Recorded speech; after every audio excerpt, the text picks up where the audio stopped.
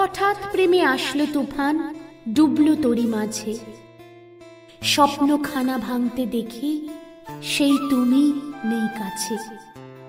বিনিদ্র রাত জাগবে দুজন, দু চোখ ভেজা ঘুম।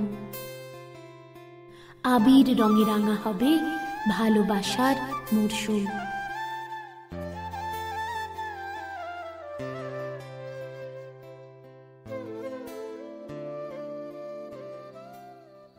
হ্যালো মাগো, ফোন ধরলি এত দেরিতে? আর বলো না মা, অফিস থেকে ফিরতে একটু দেরি হয়ে গেল, জ্যামে আটকে ছিলাম। তারপর রান্নাবান্নাও করলাম একটু। এই তো সবেমাত্র বিছানায় এসে বসলাম, দেখলাম তুমি ফোন করেছিলে। তারপর যেই না ভাবলাম তোমার নাম্বার ডায়াল করব, তখনই দেখছি তুমি আবারও ফোন করছো। ঠিক আছিস তো মা? খালি এই ব্যস্ততা, শরীর ঠিকঠাক রাখিস কিন্তু। হ্যাঁ গো মা, তুমি চিন্তা করো না। আজকে খিচুড়ি আর বেগুন ভাজা করলাম। অর্পিতা তো খুব খুশি, ভারী পেটুক জানো তো, শুধু এটা খাবো সেটা খাবো এই করে যায়। তোমার হাতের বানানো সেই পাঁপড় আর আচার ওই তো শেষ করলো প্রায়।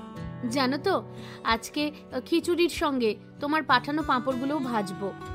ওই খেতে বসার আগে গরম গরম ভেজে নেব। আর কাঁচা আম পেয়েছিলাম, একটু চাটনিও করব ভাবছি। বাহ, মেয়েটা যে একদম মায়ের মতো রান্না শিখে গেছে। আমি তো ভাবতাম শহরে একা গিয়ে থাকবি, কি যে খাবি, কি যে রান্না করবি কে জানে। এই তো দেখছি একদম পঞ্চব্যঞ্জন রান্না করে খেতে শিখেছে মেয়ে। তবে কার মেয়ে দেখতে হবে না, শেখার তো অনেক কিছু বাকি মা। তোমাকে দেখে দেখেই তো শিখেছি, তাও কি আর তোমার মতো পারবো? সেই মাঝ রাত্রি অবধি ডাল বাটা, কোন ভোরবেলায় উঠে বড়ি দেওয়া, তারপর আবার দুপুরবেলা হলেই পাঁপড় তৈরি করতে বসতে। সারা দিন তো তোমার আচার পাহারা দিতে দিতেই লেগে যেত। কম কষ্ট তো আর করনি মা। ছাড় সব কথা, তুই ভালো থাকলে সব ঠিক হয়ে যায়। শোন, কালকে পাঁপড় শুকোতে গিয়ে হাতে একটু ছ্যাঁকা লেগে গেছে। হ্যাঁ রে, তুই যে সেই ওষুধটা রেখে গিয়েছিলি, ওটা মাখলেই হবে বল। কি বলছোটা কি? ডাক্তার দেখিয়েছো? তুমি না এখনো সেই অসাবধানী। আরে বাবা, এখন তো আমি রোজগার করছি যথেষ্ট। তোমার কিসের তো তাগিদ বলো তো রোজগার করার?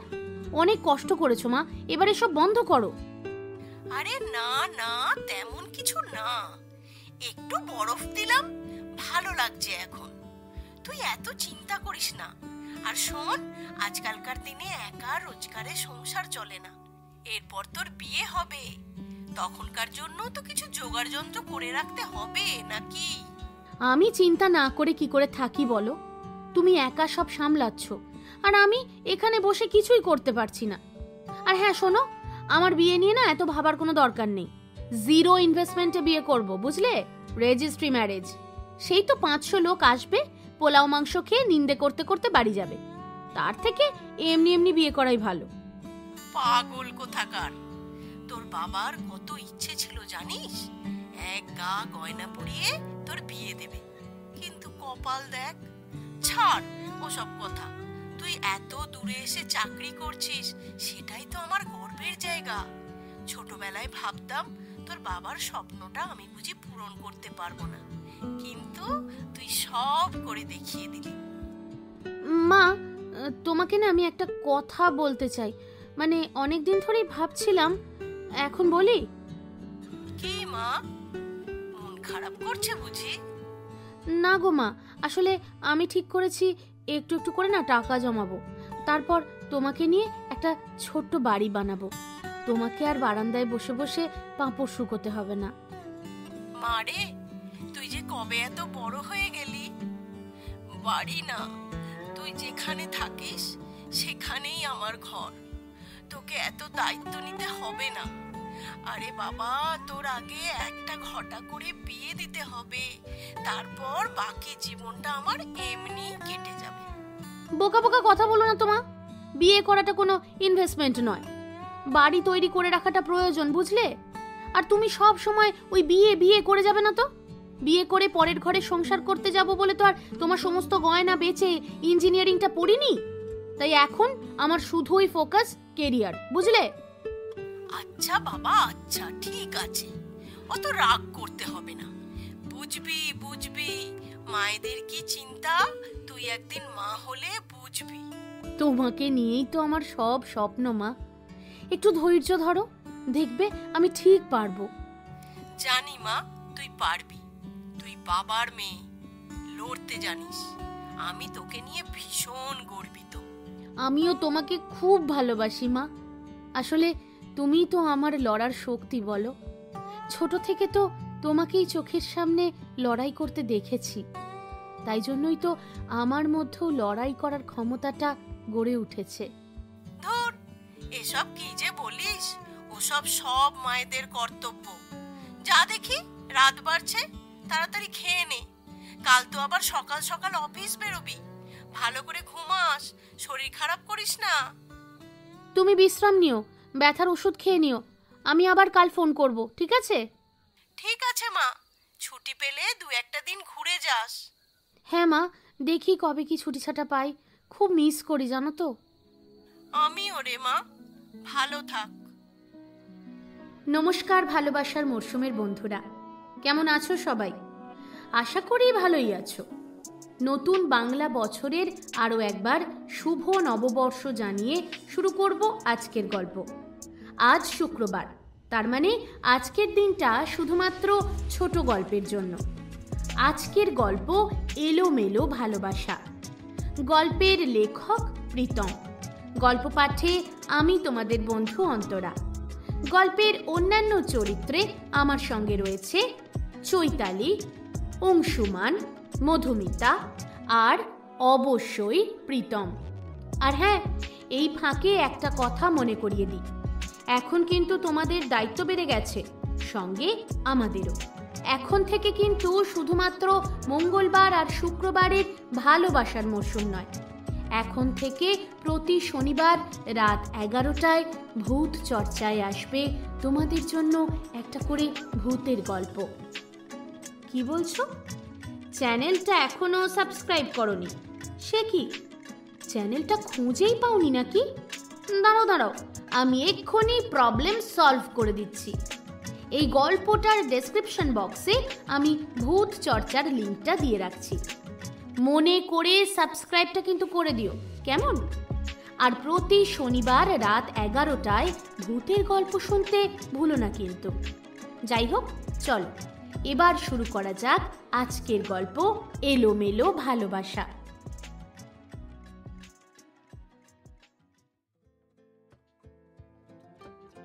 কৃষ্ণকলির সঙ্গে তোমাদের আধা পরিচয় হয়ে গেছে, তবে এখনো আধা বাকি। দেখো, এতক্ষণে এটুকু তো বুঝেই গেছো যে কৃষ্ণকলি ইঞ্জিনিয়ারিং পাশ করে কলকাতায় চাকরি করছে। আর ছোটবেলাতেই পিতৃহারা হওয়ার কারণে তার মা তাকে অনেক কষ্ট করে বড়ি, আচার, পাঁপড় এই সমস্ত হাতে তৈরি করে বিক্রি করে বড় করেছে। এ পর্যন্ত একটা সাধারণ চেনা ছবি। এমন অনেক নিম্ন মধ্যবিত্ত পরিবারের এরকম ঘটনা খুবই পরিচিত দৃশ্য। এবার বলি কৃষ্ণকলি সম্বন্ধে আরো 2-4 কথা। কৃষ্ণকলি কাজের ব্যাপারে ভীষণ সিরিয়াস, ওয়ার্কোহলিক বলে একটা কথা আছে না, আমাদের কৃষ্ণকলির হচ্ছে ঠিক তাই। কাজের ব্যাপারে ওর ডেডিকেশন একদম আকাশ ছোঁয়া, কোনো কম্প্রোমাইজ নয় ডেডলাইন নিয়ে। নিজের কাজের গাফিলতি এতটুকুও হতে দেয় না। সারাক্ষণ গোমরা মুখে কাজ নিয়েই ব্যস্ত থাকতে ভালোবাসে সে। জীবনে হাসি, ঠাট্টা, আনন্দ এসব খুবই পরিমিত, একেবারে মেপে মেপে। জীবনটাকে আসলে একটা কন্ট্রোলের রেখায় রাখতেই খুব ভালোবাসে সে। তাই চাকরি জয়েন করার মাত্র 2 বছরের মধ্যেই ট্রেনি প্রোগ্রামার থেকে সিনিয়র প্রোগ্রামার হিসাবে পদোন্নতিটা ঠিক পেয়েই গেছে। মাত্র 24 বছরের কৃষ্ণকলি একটি প্রোগ্রামিং টিমে লিড করছে রীতিমতো। অবশ্য সমস্যাও আছে। এই টিমের সদস্য ধৃতিমান ওর ভীষণ রকমের বিরক্তির কারণ। আসলে ধৃতিমানের কাজে কর্মে কৃষ্ণকলি বেশ বিরক্তই বলা চলে। এই তো সেদিন কৃষ্ণকলি চুপচাপ বসে লাঞ্চ করছে, মোবাইলেও চোখ রাখছে মাঝে মাঝে। ধৃতিমান ট্রে নিয়ে এসে তার টেবিলে বসে পড়ে। আরে ম্যাডাম সিনিয়র প্রোগ্রামার, একা একা খাচ্ছেন বুঝি? এখানে তো আর কেউ লিখে রাখেনি ধৃতিমানের জন্য আসন সংরক্ষিত। উফ, এত রাগ! আমি ভাবলাম তুমি এত চুপচাপ থাকো, একটু প্রাণ ঢুকিয়ে দিই। আমার প্রাণ ঠিক আছে, ধন্যবাদ। অকারণে সময় নষ্ট করার ইচ্ছে আমার নেই। আরে আমি তো সময় নষ্ট করছি না, বরং খেতে খেতে একটু হালকা মেজাজের গল্প হচ্ছিল। গল্প করলে কাজে কনসেন্ট্রেট করা যায় না। তোমার মেজাজ যতটা হালকা, কাজটা না ঠিক ততটাই গুরুত্বপূর্ণ। আহা, এত কঠিন কথাগুলো বলে তুমি আমার নিরীহ হৃদয় ভেঙে দিচ্ছ। ধৃতিমান প্লিজ, আমি লাঞ্চ ব্রেকে একটু শান্তি চাই, ক্লাউনদের শো দেখতে চাই না। উফ, এতটাই খারাপ লাগছে তোমার আমার সঙ্গে কথা বলতে? না মানে সেদিন নেহাত একটু মিটিংয়ে যোগ করে ফেলেছিলাম। আরে বাবা, সব সময় তোমার মতো গোমরা মুখে কাজ করতে কার ভালো লাগে বলো তো? ওটা মিটিং ছিল ধৃতিমান, কোনো লাফটার শো নয়। আর প্রফেশনালিজমটা মেনটেন করা ভীষণ দরকার। আর জিজ্ঞাসা করলে না তোমার সঙ্গে কথা বলতে খারাপ লাগছে কিনা? খারাপ না, সময় নষ্ট হচ্ছে, আর সেটা অবশ্যই খারাপ। জানো, তোমার এই গম্ভীর মুখটাতেও কেমন একটা মিষ্টি মিষ্টি ব্যাপার আছে। ধৃতিমান, তুমি অফিসে এসে মজা করছো নাকি আজকাল নাটক, যাত্রা, থিয়েটার এসব শুরু করলে? দুটোই। নাটক না করলে তো জীবনে একটু রঙই থাকবে না। আমি রংচং পছন্দ করি না, সাদা কালোই আমার জন্য যথেষ্ট। কিন্তু মাঝে মাঝে রং ছড়ালেই না বোঝা যায় জীবনের আসল ছবি কতটা সুন্দর। তুমি আসলে কি চাও বলো তো? সত্যি বলি, মাঝে মাঝে ভাবি এই তোমার গোমরা মুখের আড়ালে একটা হাসির ঝিলিক যদি আনতে পারি।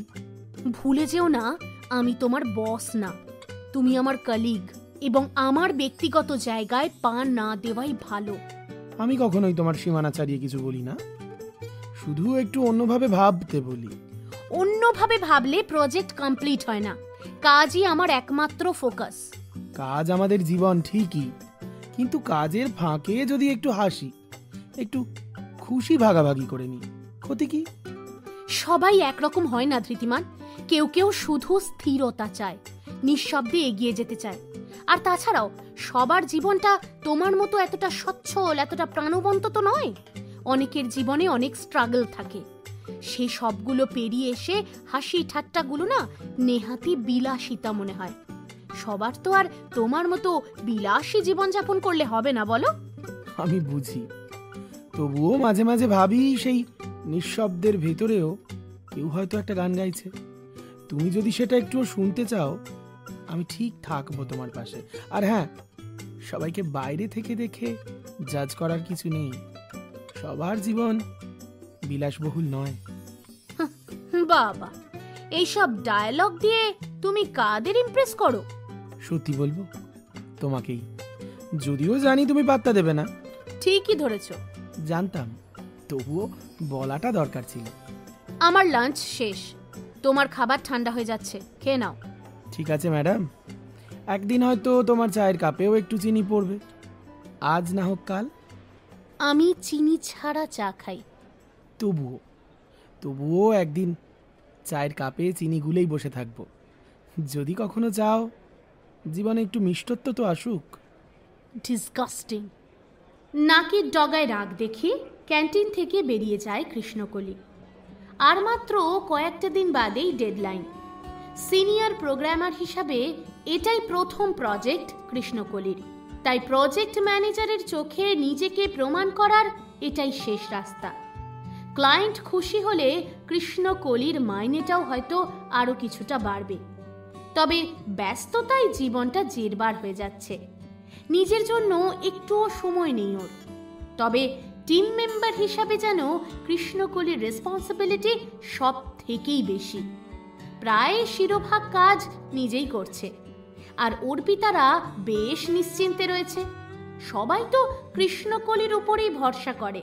সেদিন অফিস থেকে বেরিয়ে অর্পিতা খানিকটা ডাউন ছিল। দীর্ঘ ৩-৪ সপ্তাহ ধরে সেভাবে ছুটিই পাচ্ছে না। আসলে রোটেশনাল শিফটে কাজ করতে করতে হাঁপিয়ে উঠেছে। এবার একটা লম্বা উইকেন্ড দরকার, তাহলেই আবার নিজেদের এনার্জি রিবুস্ট করে নেওয়া যাবে। সেই কোন ছোটবেলায় উচ্চ মাধ্যমিক পাশ করার পর এই কলকাতা শহরে চলে এসেছিল অর্পিতা আর কৃষ্ণকলি দুজনেই। তখন থেকেই ইঁদুর দৌড়ে সামিল হয়েছে। প্রথমে ইঞ্জিনিয়ারিং কলেজ, তারপর কর্পোরেট সেক্টর। দৌড়ানো যেন কোনোভাবে থামছেই না। তাই খানিকটা টায়ার্ড হয়ে অর্পিতা কৃষ্ণকলিকে বলল, কৃষ্ণকলি, আগামী শুক্রবার অফিসে ডুব দিবি নাকি? ডুব মানে ছুটি? হুট করে কেন? আরে বাবা, এই তো মাথাটা একটু হালকা করব, একটা দিন নিজেকে একটু দেব। তোকে নিয়ে একটা ছোট্ট করে ট্রিপ প্ল্যান করছি। টানা এতদিন হয়ে গেল, কোনো ছুটি পাচ্ছি না। চল না প্লিজ। প্ল্যান? কিন্তু শুক্রবার আমার প্রজেক্টের ডেডলাইন আছে। ছুটি নিলে তো সব ওলটপালট হয়ে যাবে। উফ বাবা, আবার সেই ডেডলাইন? তোর লাইফে শুধু কাজ আর কাজ বল। একটু ঘুরে আসলে আকাশ ভেঙে পড়বে না, বুঝলি? অফিস নিয়ে না বড্ড বেশি সিরিয়াস তুই। আরে বাবা, নিজের জন্য একটু সময় দেবার তো দরকার আছে নাকি? ব্যাপারটা তুই যেমন ভাবছিস তেমনটা নয়। আমি রেসপন্সিবিলিটিটা সিরিয়াসলি নিই। একটা টিম আমার উপর ডিপেন্ড করে, তাই কখনোই আমি চাইবো না যে আমার নিজের আনন্দের জন্য গোটা একটা টিম সাফার করুক। সবকিছুর উপর জব রেসপন্সিবিলিটি। ঠিক আছে, সিরিয়াসনেসের কোনো কমতি নেই তোর, কিন্তু বলতো এইভাবে চলতে চলতে নিজেকে কতটা সময় দিচ্ছিস? খানিকটা চুপ করেই থাকে কৃষ্ণকলি। মনে পড়ে যায় ফ্ল্যাশব্যাক।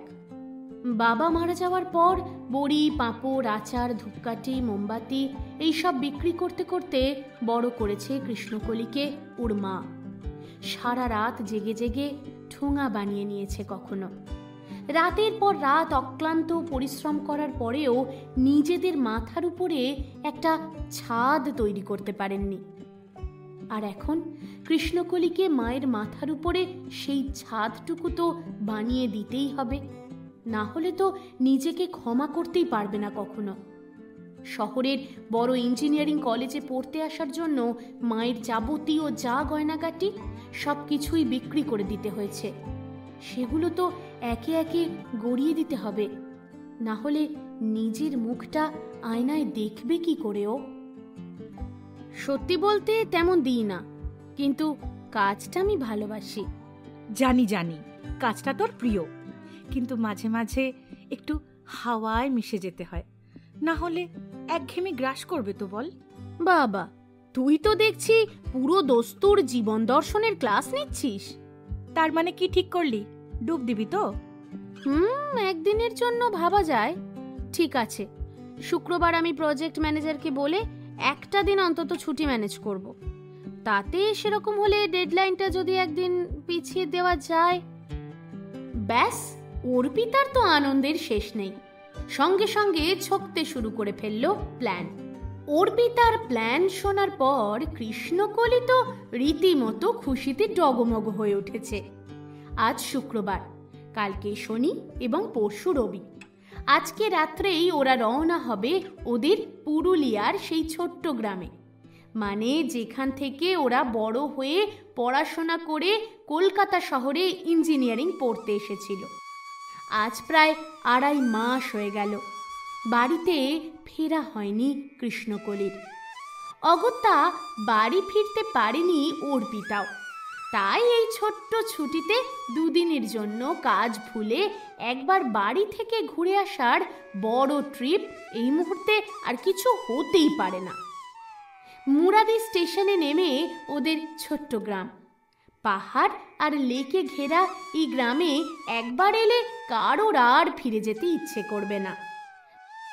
তাই বাড়ি যাবার লোভ সামলাতে পারল না কৃষ্ণকলি। চটপট অফিস থেকে পেইং গেস্টে ফিরে ব্যাগ গুছিয়ে নিল। মাকে যদিও কিছুই জানালো না, একটা সারপ্রাইজ তো হবে। মোটামুটি সব ঠিকঠাক থাকলে কাল ভোর ভোর বাড়ি পৌঁছে যাবে। ভেবেছিল প্রজেক্টের কিছু কাজ শনি আর রবিবার এগিয়ে রাখবে, কিন্তু আপাতত থাক। মন চাইছে একটু ছুটি, ফিরে এসে আবার না হয় কাজ শুরু হবে। মা, ও মা, মা! এ কি রে, আমি তো চমকে গেছি একেবারে। শরীর ঠিক আছে তো? এত সকালে আমি তো ভাবতেই পারছি না। তোমাকে সারপ্রাইজ দেব বলেই তো চলে এলাম। আজ আর কাল ছুটি, কাল সন্ধ্যাবেলায় চলে যাব। পরশু সকাল সকাল আবার অফিস জয়েন করতে হবে। এই শোন, অত কাজ দেখাতে হবে না আমায়। এসেছিস এখন, 2 দিন থাকবি, তবে ফিরতে দেব। না মা, তাই বললে তো আর হয় না। নেহাত অর্পিতাটা জোর করলো, না হলে তো আসতেই পারতাম না। সামনের শনিবার প্রজেক্ট জমা দেওয়ার লাস্ট ডেট। ওই দিন মরতে মরতে হলেও প্রজেক্ট জমা দিতে হবে। ছি ছি, ও আবার কি কথা? ঠিক আছে, তোর যা ভালো মনে হয় তাই করবি। তা হ্যাঁ রে, অর্পিতা এলো না? ও মা, ও তো একবার বাড়ি যাবে। স্টেশনে নেমে দুজনে দুটো রিক্সা ধরলাম। ওর বাড়ি গেল আর আমি আমার বাড়ি। বেশ, এখন একটু হাত পা মুখ ধুয়ে খানিকক্ষণ ঘুমিয়ে নে। দুপুরবেলা তোর পছন্দের লাল লাল করে চিকেনের ট্যালট্যালে ঝোল রান্না করে দেব, তার সঙ্গে আলু ভাজা। ঠিক আছে মা, একদম জমে যাবে। যা, তাড়াতাড়ি গিয়ে মুখ হাত পা ধুয়ে একটু ঘুমিয়ে নে। মায়ের কাছে গল্প খাওয়া দাওয়ায় কিভাবে যে 1.5 দিন কেটে গেল টেরই পেল না। অবশেষে রবিবার সন্ধে হতেই ট্রেন ধরে আসানসোলের উদ্দেশ্যে রওনা হতে হলো। তারপর সেখান থেকে হাওড়া স্টেশন হয়ে সোজা পেইং গেস্ট। কোনো মতে ব্যাগপত্র রেখে অফিসের জামা কাপড় পরে রওনা দিতে হবে অফিস। আজ প্রজেক্ট সাবমিশনের মিটিং, তাই খুব স্বাভাবিকভাবেই সময়ের একটু আগে অফিসে ঢুকে যেতে হবে। 2 দিন ঘুরতে যাওয়ার জন্য কাজ সেভাবে খুব একটা প্রোগ্রেস করতে পারেনি, তাই আজকের প্রেজেন্টেশনটা নিয়ে একটু টেনশনেই রয়েছে কৃষ্ণকলি। এই হচ্ছে আমাদের মডিউল 3, যেখানে ইউজার ইনপুট অনুযায়ী ডাইনামিক রেসপন্স জেনারেট হচ্ছে। কৃষ্ণকলি, একটা কথা বলি। প্রেজেন্টেশনটা সুন্দর, কিন্তু প্রজেক্টটা তো এখনো ইনকমপ্লিট। ফিচার ইন্টিগ্রেশন তো এখনো টেস্টেড না। জানি স্যার, আমরা চেষ্টা করছি বাকি অংশটুকু আগামী 3 দিনের মধ্যেই ফাইনাল করতে। চেষ্টা করছি দিয়ে ক্লায়েন্ট সামলানো যায় না। তোমরা সবাই সিনিয়র, এই পর্যায়ে এসে এসব অজুহাত ভালো শোনায় না। স্যার, আমরা সিনিয়র ঠিকই, কিন্তু মাঝে মাঝে কোড আমাদের জুনিয়রের মতোই চমকে দেয়। এখন ঠাট্টার সময় নয় ধৃতিমান। একদম নয় স্যার, আসলে আমি বলতে চাইছিলাম শেষ 3 দিনে আমরা নো স্লিপ মোডে চলে যাব। আমাদের সিনিয়র প্রজেক্ট লিডার কৃষ্ণকলি আছেন, নিশ্চয়ই সমস্ত মডেল সুন্দরভাবে অ্যাক্টিভেট হয়ে যাবে। ক্লায়েন্টদের কথা বলার কোনো জায়গাই থাকবে না। হ্যাঁ, সেটা যেন হয়। ক্লায়েন্ট এই প্রেজেন্টেশন দেখবে, আর আমি চাই না তারা প্রশ্ন করে আর আমাদের উত্তর না থাকে। বুঝতে পারছি স্যার, আমি পার্সোনালি কোড রিভিউয়ের দায়িত্ব নিচ্ছি। প্রতিটা ফাংশন আমি টেস্ট করব। আর আমি কৃষ্ণকলির পাশে থেকে ওর ওই মন মেজাজ সব ঠিক রাখার চেষ্টা করব, মানে ওই মানসিক সাপোর্ট, শুধু এটুকুই। আশা করি সেই সাপোর্ট কাজের দিকেও পড়ে। 3 দিন পরের ফাইনাল মিটিংয়ে যেন এই আলোচনা আর না হয়। নিশ্চিন্তে থাকুন স্যার। প্রমিস স্যার, এইবার আমরা কোড দিয়ে একদম তাক লাগিয়ে দেব। ভালো, দেখবো তাহলে। Carry on. খুব স্বাভাবিকভাবেই মিটিংয়ে কোনো রকম ইয়ার্কি ঠাট্টার প্রসঙ্গে একটু বিব্রত কৃষ্ণকলি। অফিস থেকে বেরিয়ে মন মেজাজটা একদম ভালো নেই। প্রেজেন্টেশনে বস খুব একটা খুশি নন, তাই মুড অফ। অর্পিতা, তোকে একটা কথা বলি। ধৃতিমানকে নিয়ে না আমি সত্যিই খুব অস্বস্তিতে পড়েছি। আবার কি করলো রে? ও তো এমনিতেই একটু বেশি এনার্জেটিক, তুই তো জানিস। একদম ইরেসপন্সিবল, একেবারে নো ওয়ার্ক জোন তৈরি করে ফেলে। সব সময় হাসি ঠাট্টা। কালকের মিটিং চলাকালীন দেখলি না, আমি একটা পয়েন্ট তুলতেই ও হাসতে শুরু করলো। হ্যাঁ রে, সেটাতে আমারও একটু অস্বস্তি হচ্ছিল, কিন্তু ওর তো মনে হয় কোনো খারাপ উদ্দেশ্য থাকে না। আরে খারাপ উদ্দেশ্য না থাকলেও প্রফেশনালিজম তো থাকতে হয়। টিম মিটিং এর সময় কেউ যদি হাসাহাসি করে, বাকিরাও তো হাসবে। তখন ধর যে কথা বলছিল সে তো খুব ছোট হয়ে যায়। তোর কথাটা ঠিক, আমি বুঝতে পারছি তুই কতটা বিরক্ত। তোকে তো আমি চিনি, তুই কাজের সময় ফোকাস ছাড়া কিচ্ছু ভাবিস না। আর তুই ভাব, আমি কোডিং এর মাঝখানে বসে থাকি, হঠাৎ পিছন থেকে কম্পাইলার বলে ডাক দেয়। আমার মাথার ভেতর যে সাইলেন্স লাগে কাজ করতে, সেটা তো একদমই ভেঙে দেয় ও। হায় রে, কম্পাইলার শুনেই বুঝলাম ওর নতুন নামকরণ। তার মানে তোর আড়ালে ওরা তোকে কম্পাইলার বলে ডাকে। আসলে তুই সারাদিন প্রোগ্রামিং নিয়ে বসে থাকিস, তাই ওরা এরকম মজা করে। এসব নিয়ে অত সিরিয়াস হওয়ার কিছু নেই। হ্যাঁ, নাম দিয়েই ছাড়লো। আমি তো ভাবছিলাম এই নিয়ে ম্যানেজারের সঙ্গে একটু কথা বলবো। একটু ভেবে নিস, মুখোমুখি কিছু না বলে যদি ধৃতিমানকে বুঝিয়ে বলা যায়। আমি একটা সুযোগ খুঁজে দেখি, ওর সঙ্গে একটু যদি কথা বলা যায়। যদি তুই একটু ওকে বোঝাতে পারিস তাহলে ভালো হয়। আমি চাই না কেউ খারাপ থাকুক, শুধু চাই কাজটা ঠিকঠাক হোক।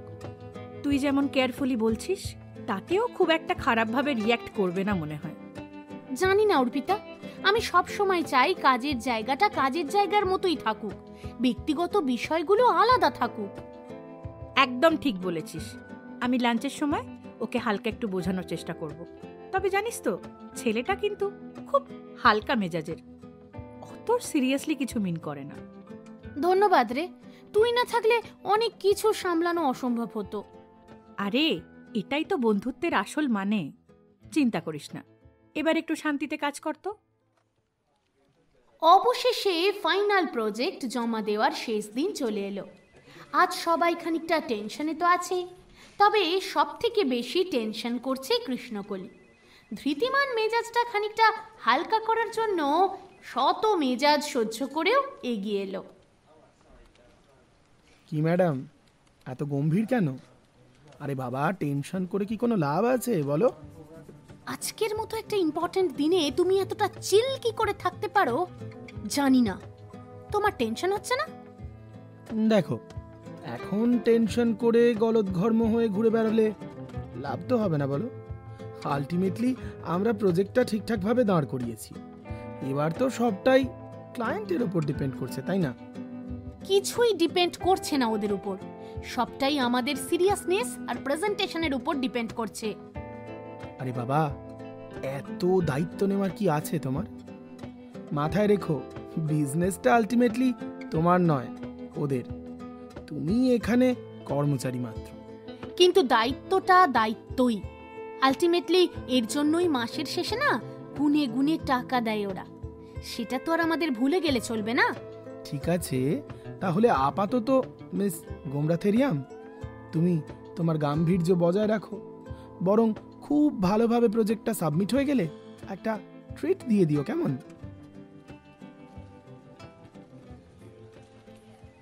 খুব একটা উত্তর করলো না কৃষ্ণকলি।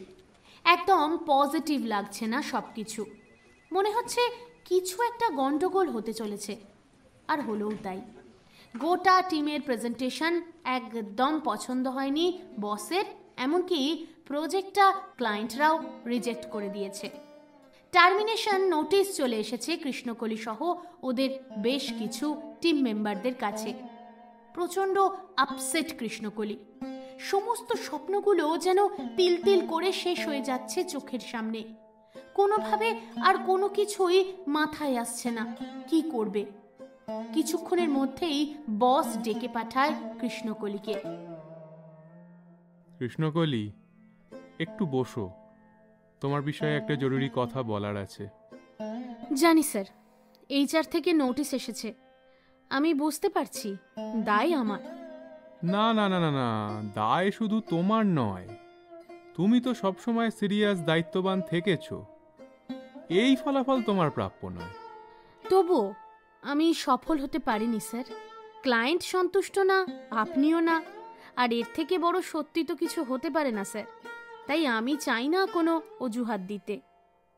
আমি জানি তুমি অজুহাত দেবার মতো মেয়ে নও। আমি চেষ্টা করেছি জানো, তোমার নামটা যেন তালিকা থেকে বাদ রাখা যায়, কিন্তু সিদ্ধান্ত ওপর থেকে এসেছে। আমি অভিযোগ করছি না স্যার, শুধু একটা অনুরোধ। ভবিষ্যতে যদি কোথাও আমার কাজের কথা ওঠে আপনি একটু বলবেন। আমি চেষ্টা করেছিলাম। আমি সেটা অবশ্যই বলবো কৃষ্ণকলি। তুমি যেখানেই যাও নিজের মতো করে আলো ছড়াবে। এই আমি তো জানি এখানে তোমার টিম তোমাকে একেবারেই কমপ্লিমেন্ট করতে পারেনি। ধন্যবাদ স্যার, আপনাকে ছাড়া এই সফরটা এতদূর সম্ভব হতো না। বাস স্টপের এক কোণে কৃষ্ণকলি বসে অঝরে কাঁদছে। চারপাশে ঝমঝম করে বৃষ্টি পড়ছে। হঠাৎ ছাতার নিচে তার ওপর ছায়া পড়ে। ধৃতিমান এসে পাশে দাঁড়ায়। ওকে দেখে খানিকটা চমকে যায় কৃষ্ণকলি। নিজেকে সামলে নিয়ে আলু থালু ওড়নাটা ঠিক করে নেয়। চোখের নিচটা হালকা করে মুছে নেবার চেষ্টা করে। এ কি কৃষ্ণকলি, তুমি এখানে কাঁদছো? এখানে বসে থাকলে তো ঠান্ডা লেগে যাবে। তুমি তুমি কি করছো এখানে? তোমার তো কোথায় যাওয়ার কথা ছিল না? তুমি নেই, কোথাও যাওয়ার ইচ্ছেও নেই। আর তোমাকে এভাবে একা বসে থাকতে দেখলে আমি কিভাবে চলে যাই বলো? সব শেষ ধৃতিমান, সব সব শেষ। চাকরিটা চলে গেল। মা জানলে কি বলবে? কি করব আমি এখন? যে করেই হোক একটা চাকরি তো জোটাতেই হবে। মাকে যে কথা দিয়েছি, মায়ের মাথার উপরে ছাদটা কষ্ট করে আমি করব। এত দিন ধরে এত ঝড় ঝাপটা সামলেও আজ একটু সুখের মুখ দেখবো ভেবেছিলাম, মানুষটাকে সুখী করব ভেবেছিলাম, কিন্তু কিন্তু আমার কপাল। ওয়েট ওয়েট ওয়েট, শুরু করবে আবার? আরে বাবা, তোমার মতো লড়াকু মেয়েকে কেউ থামাতে পারে না। তুমি তুমি এত ঠান্ডা মাথায় কথা কিভাবে বলো বলো তো? তোমার কি কিছুই গেল না? গেল তো, আমারও তো চাকরিটা গেল কৃষ্ণকলি। শুধু চাকরি নয়, একটা অভ্যাস, একটা রুটিন, একটা পরিচয় হারালাম। কিন্তু সব কিছু হারিয়েও তুমি যদি থাকো, তাহলে আমি হারিনি। নতুন করে শুরু করার আবার তাগিদ থাকবে। আবার নিজেকে প্রমাণ করার একটা জেদ তৈরি হবে। কি কি বলছো কি তুমি? সত্যিটাই বলছি। আসলে শেষ বলে তো কিছু হয় না।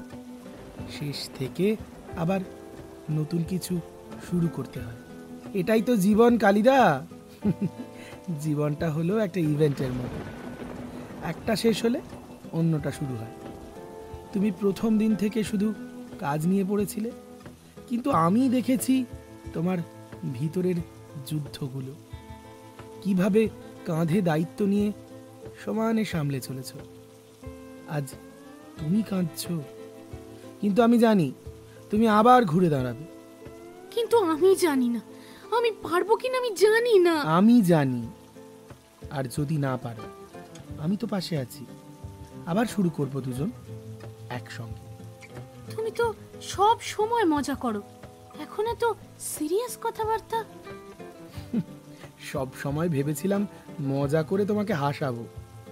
আজ বুঝলাম তোমাকে শুধু হাসানো নয়, আগলে রাখাটারও দরকার। কিন্তু এতদিন তো কিছু বুঝিনি। বুঝলে তো এবার। আর কষ্ট পেলে আমায় বলো।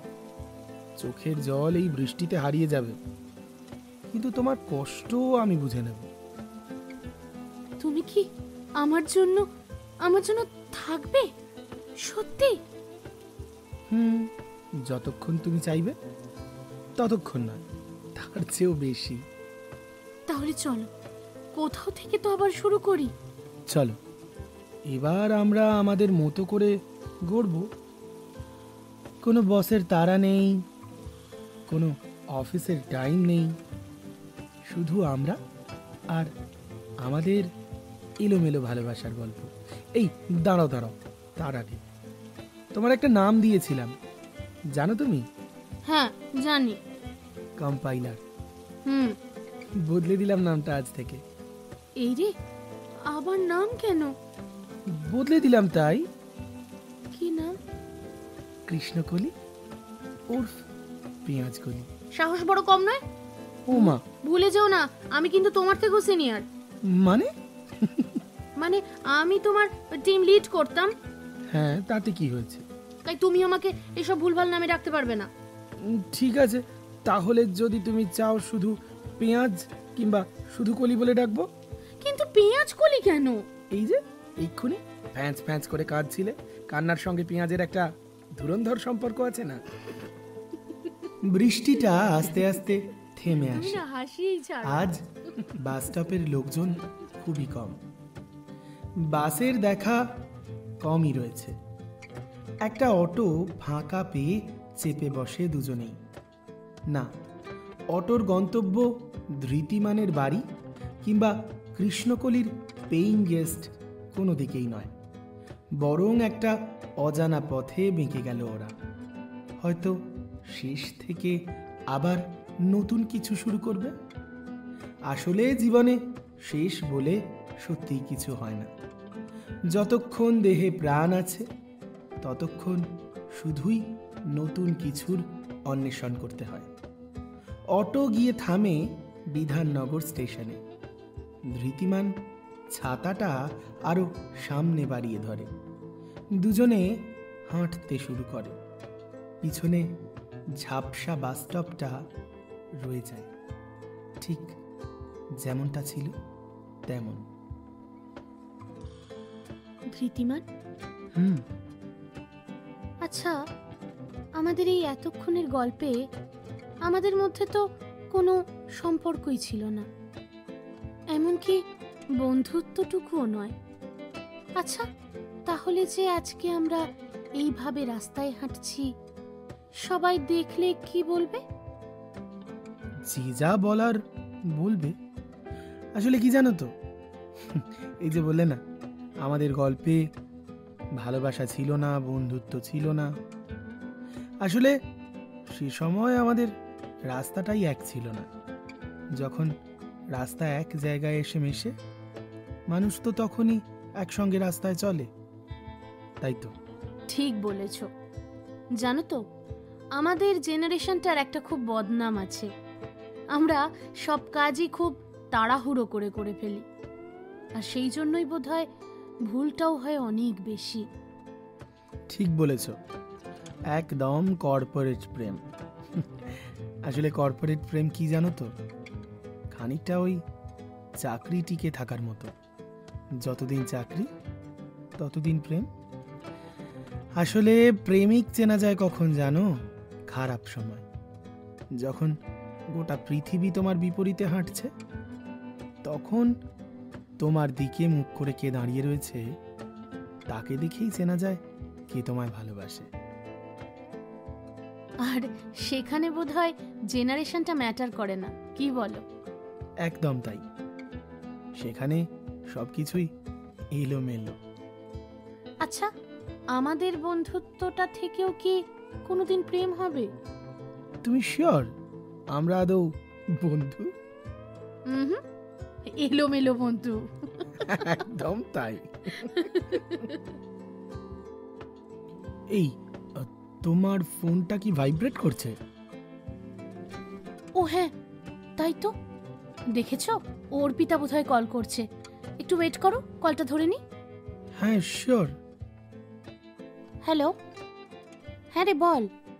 না, এই তো। ইন্টারভিউ কবে, কোথায়?